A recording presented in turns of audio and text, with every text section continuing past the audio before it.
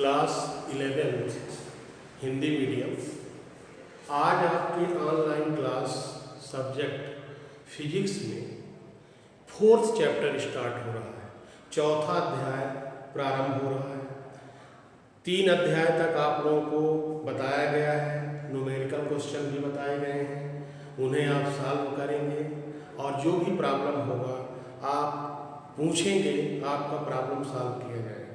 Revision भी करते रहिए और आगे का भी पढ़ते रहिए।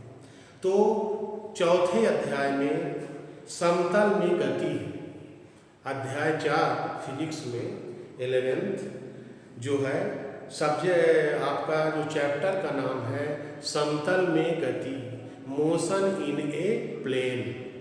एक समतल में जब कोई वस्तु गति करती है तो आज हमें इसके बारे में स्टडी करना है, ठीक है। तो सबसे पहले इसमें समतल में गति क्या है, तल में गति क्या है ना, ये देखना है। तो किसी प्लेन में जैसे एक्स वाई जेड है तो 3 प्लेन हैं, एक्स वाई, ठीक है, X Y Y Z Z X 3 plane में है। तो इस तरह से जब कोई भी वस्तु किसी तल में गति करती है, मतलब जिसमें 2 एक्सिस प्रभावित होते हैं, एक्स वाई हो या वाई जेड हो या जेड एक्स हो, तो इस तरह की गति को समतल में गति कही जाती है। तो चैप्टर के नाम से हम समझें। इसके बाद जो इसमें टॉपिक है आपका राशियाँ है ना, 2 तरह की राशियाँ हैं दिशाओं के आधार पर, ठीक है, कि जिसमें यदि दिशाओं के आधार पर राशियों को विभक्त किया जाए तो 2 तरह की राशियाँ आती हैं इस चैप्टर में। एक होती है अदिश राशि, ठीक है। अदिश राशियाँ क्या है आपको ये ध्यान देना है। सदिश राशि क्या है, वैसे इनके नाम से ही अर्थ आपको लग जाएगा और याद करने में भी कोई दिक्कत न रहेगी। अदिश मतलब जिसमें दिशा ना हो, ठीक है, और सदिश का मतलब है दिशा सहित। जो स शब्द जुड़ा है दिश के पहले वो सहित, तो दिशा सहित सदिश राशियाँ और दिशा नहीं अदिश राशियाँ। तो हम कैसे परिभाषित करेंगे ये ध्यान देना है आपको। तो अदिश राशियाँ क्या होती हैं, जिसको इंग्लिश में हम स्केलर क्वांटिटीज कहते हैं, है ना, और सदिश राशि को वेक्टर क्वांटिटीज कहते हैं। तो अदिश राशियाँ क्या होती हैं, इनकी परिभाषा कि वे राशियाँ जिन्हें केवल परिमाण बताने से अर्थ पूरी हो जाती है। ऐसी राशियाँ जो केवल परिमाण बताने से जिनकी अर्थ पूरी हो जाए, ठीक है। मतलब परिमाण का मतलब क्या है, बहुत सारे बच्चे पूछते हैं परिमाण क्या है। परिमाण संख्यात्मक मान है, ठीक है। जिस तरह से किसी वस्तु का द्रव्यमान 5 किलोग्राम है तो जो 5 शब्द उसमें कहा जाता है वो परिमाण है, ठीक है। किसी वस्तु के द्रव्यमान का परिमाण है, संख्यात्मक मान है, मात्रा है, ठीक है।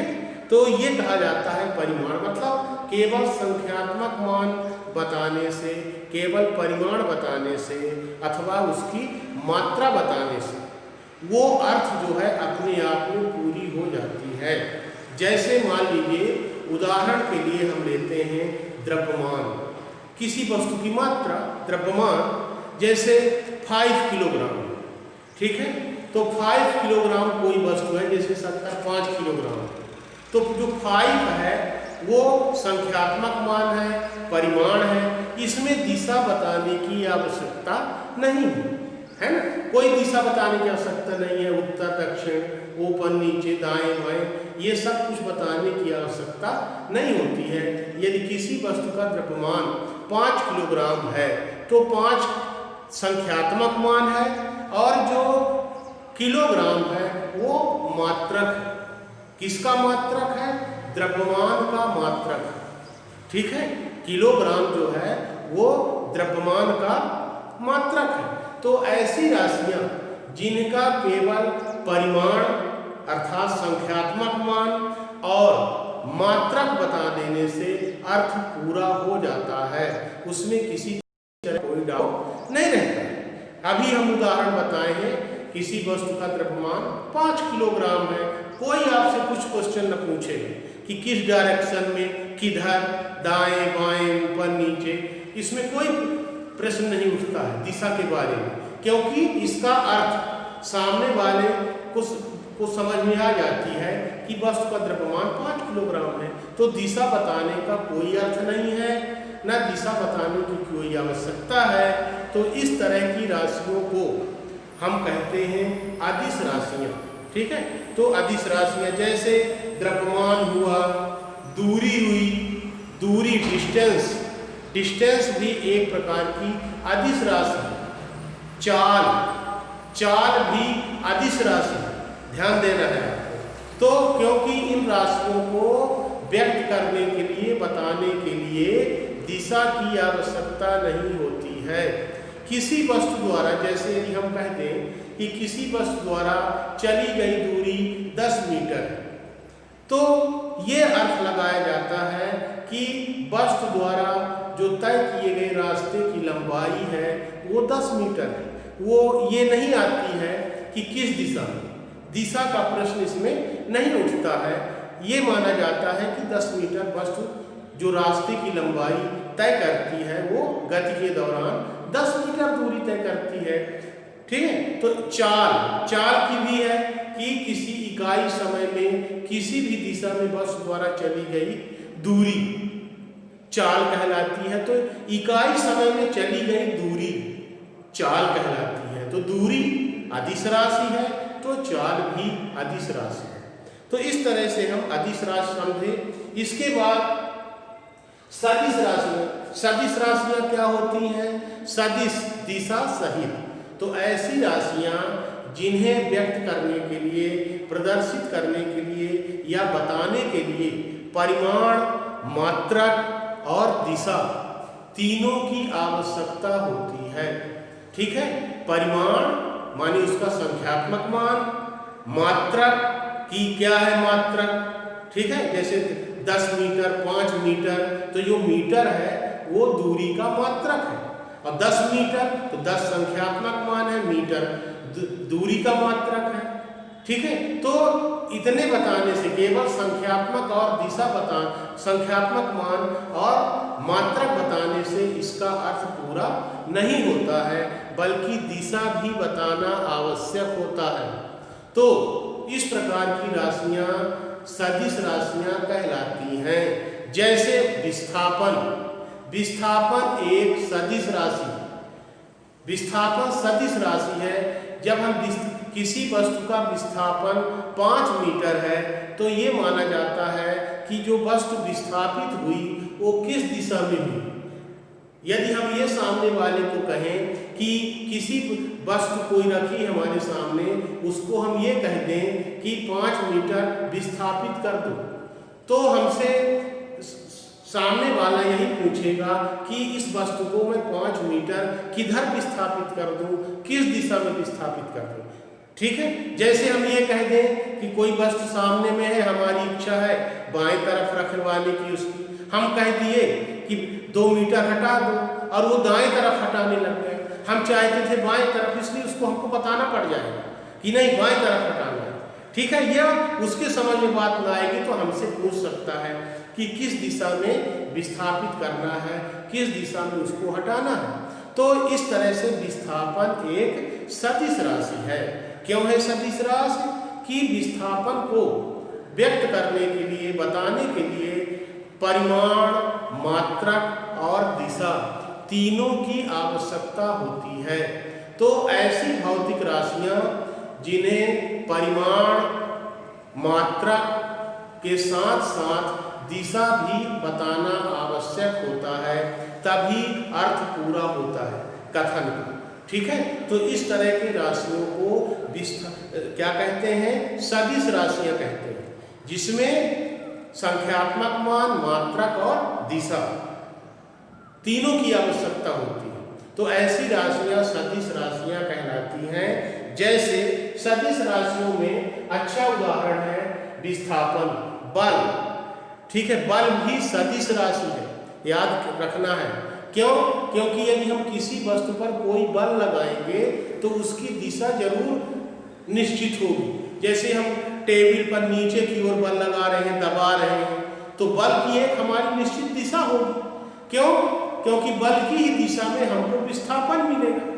ठीक है, तो एक निश्चित दिशा होती है बल का। किसी वस्तु पर हम बल लगाएंगे तो किसी न किसी एक निश्चित दिशा में बल लगाएंगे। मान लीजिए किसी वस्तु पर हम 5 न्यूटन का बल लगा रहे हैं, तो 5 क्या हो गया? संख्यात्मक मान। न्यूटन क्या हो गया? बल का मात्रक एमकेएस पद्धति में। ठीक है, और ऊपर की ओर या नीचे की ओर हम किसी वस्तु पर बल लगा रहे हैं तो हमको ये भी बताना होगा कि नीचे की ओर बल लगाना है, ऊपर की ओर बल लगाना है, दाएं बाएं जो भी है। तो इस तरह से दिशा भी आवश्यक है। तो इस तरह वे राशियां जिन्हें संख्यात्मक मान, मात्रक, परिमाण तीनों बताने की आवश्यकता हो तो ऐसी राशियों को सदिश राशियां कहते हैं। क्लियर? इसके बाद हम आते हैं सदिशों के प्रकार में। सदिशों के प्रकार। तो सदिशों के प्रकार मुख्य रूप से कितने प्रकार के होते हैं? काइंड्स ऑफ वेक्टर, जैसे समान सदिश। नंबर 1 हम लेते हैं समान सदिश। तो समान का मतलब है बिल्कुल समान, एक समान, इक्वल वेक्टर। तो दो सदिश समान सदिश कहलाते हैं यदि उनके परिमाण और दिशाएं दोनों बराबर हो, दोनों सेम हो। तो एक सदिश ये है तो दूसरी सदिश ये। मान लीजिए ए सदिश है, ये बी सदिश है, तो ए और बी जो है वो दोनों समान सदिश कहलाएंगे। ठीक है, क्यों? क्योंकि दिखने में इनके परिमाण भी बराबर है। किसी सदिश की जो लंबाई है उसके परिमाण को व्यक्त करती है, मात्रा को व्यक्त करती है। ठीक है, तो यहाँ दो सदिश वेक्टर ए और वेक्टर बी है। तो इस तरह से दो सदिश जो है क्या होती है? ए और बी समान सदिश है क्योंकि इनकी मात्राएं भी समान है, परिमाण भी समान है और दिशा भी समान है। तो ऐसी सदिश को हम कहते हैं vector A equal to vector B. ये इसके बाद दूसरी प्रकार की सदिश है ऋणात्मक अथवा विपरीत सदिश। ऋणात्मक या विपरीत सदिश। तो ऋणात्मक निगेटिव वेक्टर या अपोजिट वेक्टर। ध्यान देंगे, दो सदिश जिनके परिमाण बराबर हो लेकिन दिशाएं विपरीत हो। दो सदिश जिनके परिमाण बराबर हो लेकिन दिशाएं विपरीत हो तो विपरीत सदिश कहलाता है और एक दूसरे का ऋणात्मक सदिश कहलाता है। जैसे एक सदिश ये है वेक्टर ए, दूसरा सदिश है वेक्टर बी। ठीक है, तो हम ये देख रहे हैं कि वेक्टर ए और वेक्टर बी दोनों परिमाण में तो बराबर दिख रहे हैं, ठीक है, लेकिन दिशाएं एरो साइन दोनों में विपरीत है एक दूसरे का। इसलिए वेक्टर ए वेक्टर बी का अपोजिट वेक्टर कहलाएगा या वेक्टर ए वेक्टर बी का ऋणात्मक सदिश कहलाएगा, अपोजिट। ये दिशा अलग अलग, दिशा विपरीत होने के कारण ऋणात्मक सदिश हो गया और लिखा जाएगा vector A equal to minus vector B. तो इस तरह की राशि को हम कहते हैं ऋणात्मक सदिश। ठीक है, और आगे आएगी बात आपका कि समानांतर सदिश। समानांतर सदिश क्या होती है? ध्यान देना आपको। समानांतर सदिश दो सदिश जिनकी दिशाएं समान हो लेकिन परिमाण अलग अलग हो। दो सदिश जिनके परिमाण अलग अलग हो लेकिन दिशाएं सेम हो। जैसे एक सदिश ये हुआ वेक्टर ए और दूसरी सदिश हुई वेक्टर बी। तो ये दोनों सदिश वेक्टर ए और वेक्टर बी जो कहलाएंगे वो समानांतर सदिश कहलाएंगे। ध्यान देना, समान सदिश समानांतर हो सकता है, हर समान सदिश समानांतर हो सकता है, लेकिन हर समानांतर सदिश समान नहीं हो सकता है। ठीक है, तो इस तरह हम इसको समानांतर सदिश कहते हैं। इसके बाद आएगा एकांक सदिश। एकांक सदिश क्या होती है? यूनिट वेक्टर जिसको कहते हैं, तो जिसका नाम ही है इसका यूनिट। यूनिट मतलब होता है एक, एकांक। तो ऐसे सदिश यूनिट वेक्टर एकांक सदिश, एकांक सदिश या यूनिट वेक्टर, ठीक है। तो ऐसी सदिश जिसका परिमाण एक होता है, ओनली वन होता है, ऐसी सदिश को हम कहते हैं एकांक सदिश। मान लीजिए कोई वेक्टर ए है, इसका एकांक सदिश जो है एक कैप से लिखा जाएगा, ठीक है। और कोई वेक्टर ए है जिसका परिमाण, वेक्टर ए का परिमाण जो लिखा जाएगा वो वेक्टर ए, और इस तरह से मॉड वैल्यू लिखा जाता है, मापांक कहलाता है। और किसी सदिश का जो मापांक होती है वो अदिश राशि होती है। याद रखना, यदि हम किसी सदिश का मॉड वैल्यू ले लें, मापांक ले लेते हैं, modulus of A vector is always scalar quantity. किसी सदिश का जो मापांक है वो सदैव अदिश राशि होती है, क्योंकि दिशा हट जाती है, केवल उसका परिमाण रहता है बस। तो जैसे वेक्टर ए का परिमाण ये है, मापांक मॉडुलस वेक्टर है। अब यदि हम इसको वेक्टर बनाना चाहते हैं तो वेक्टर ए की दिशा में जो यूनिट वेक्टर है उसको हम यहाँ पर इंटू कर देंगे वेक्टर ए कैप, ठीक है। तो यहाँ पर ए कैप इक्वल टू आएगा vector A upon mod value of vector A.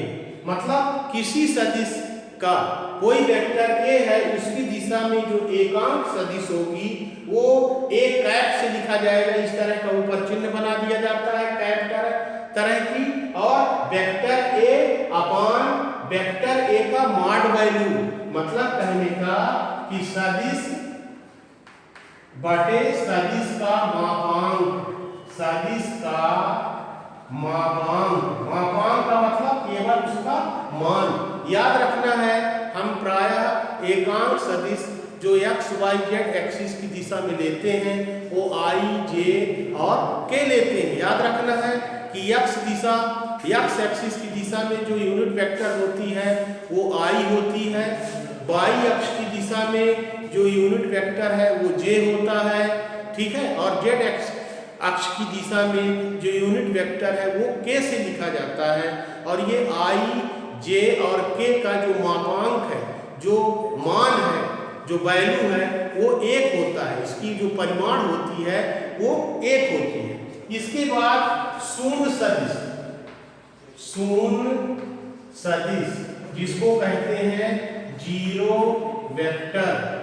तो शून्य सदिश, इसका नाम शून्य सदिश है, इसका परिमाण कितना होता है? शून्य। तो ऐसा सदिश जिसका परिमाण, जिसका संख्यात्मक मान शून्य हो, तो ऐसे सदिश को शून्य सदिश कहते हैं। इस प्रकार की सदिश का जो प्रारंभिक बिंदु होता है और अंतिम बिंदु दोनों एक ही होता है, मतलब टर्मिनल पॉइंट और इनिशियल पॉइंट सेम होता है, इसका परिमाण शून्य होता है, उसको हम वेक्टर ए से इस तरह से लिखते हैं इक्वल टू ए, ठीक है। तो शून्य सदिश होती है। इसके बाद स्थिति सदिश क्या होती है, थोड़ा सा ध्यान दे रहे हैं। स्थिति सदिश, पोजीशन वेक्टर।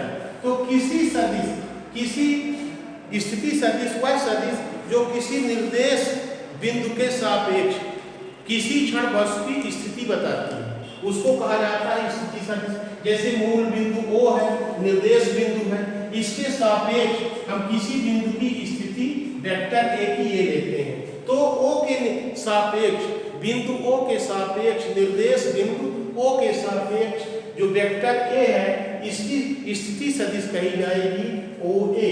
और इस तरह से OA वेक्टर OA, मान लीजिए 5 है या 3 है तो OA इक्वल टू 5 मीटर या 6 मीटर जो भी कहा जाएगा, तो ये स्थिति सदिश कहलाती है।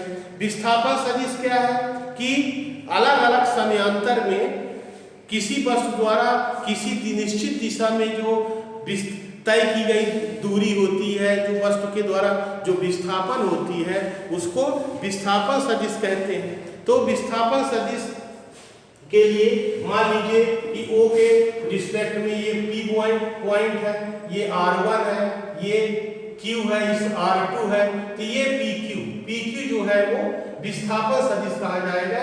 इसकी डायरेक्शन ये और त्रिभुज के नियम से ये विपरीत क्रम में हो जाएगा, तो ये PQ को हम विस्थापन सदिश, ये हमारा क्या हुआ, विस्थापन सदिश। ये तो इस तरह से राशियों को आपको समझना है। आगे हम और भी बताएंगे सदिशों के योग का त्रिभुज नियम। नेक्स्ट आपको सदिशों के योग का नियम बताया जाएगा।